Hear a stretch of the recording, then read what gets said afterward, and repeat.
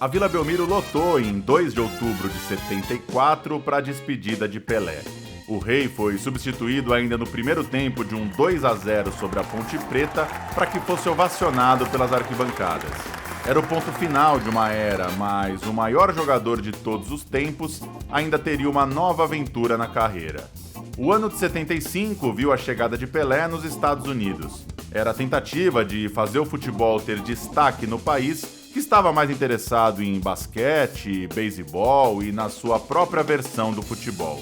O Rei seria fundamental para que a então Liga Norte-Americana de Futebol, criada poucos anos antes, deslanchasse.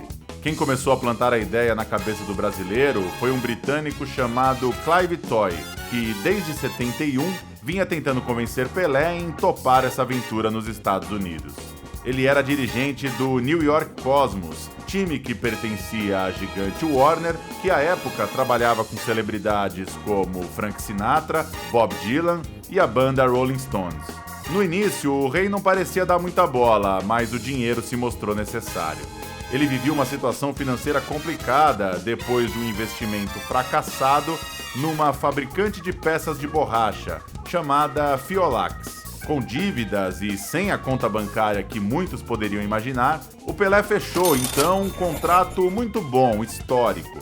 Os relatos variam, mas a quantia era na casa dos 5, 6, 7 milhões de dólares por 3 anos, mais uma grande participação em todo o marketing que envolvesse seu nome e ainda um escritório no Rockefeller Center, um Cadillac e a garantia de que poderia manter seu patrocínio com a Pepsi Cola. E a coisa logo deu certo. Se em 74 a liga tinha uma média de público abaixo dos 10 mil, a presença de Pelé fez com que o Cosmos atingisse a marca dos 34 mil torcedores por jogo. A final da Divisão do Leste de 77 contra o Fort Lauderdale Strikers chegou a levar mais de 77 mil fãs ao Giants Stadium. Na televisão, a situação era a mesma, de pura euforia, com 10 milhões assistindo ao vivo sua estreia pelo Cosmos na rede CBS. Nesse momento de crescimento, a liga local se incrementou com a chegada de outras estrelas veteranas, com destaque para o brasileiro Carlos Alberto Torres, o português Eusébio, o alemão Beckenbauer e o italiano Chinaglia.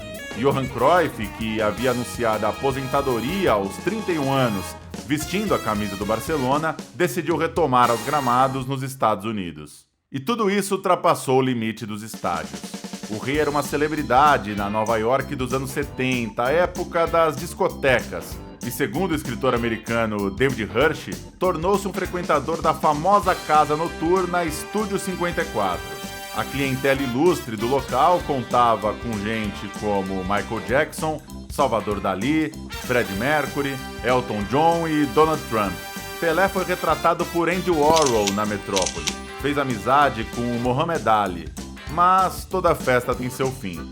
Em 1º de outubro de 77, o Rei se despediu do Cosmos num amistoso contra o Santos, em que jogou um tempo em cada time diante de mais de 75 mil pessoas. Deixou os Estados Unidos campeão, com o título da liga daquele ano, mas, apesar de toda a repercussão, a febre do futebol também esfriou em solo americano, e o esporte só voltaria a ganhar popularidade com a Copa de 94. Em seu adeus, o craque brasileiro resumiu sua passagem repetindo a mesma palavra 3 vezes: Love, love, love. Foram só 3 campeonatos, mas o impacto é imensurável. Como chegou a estampar o próprio placar do estádio, Pelé era definitivamente The Man.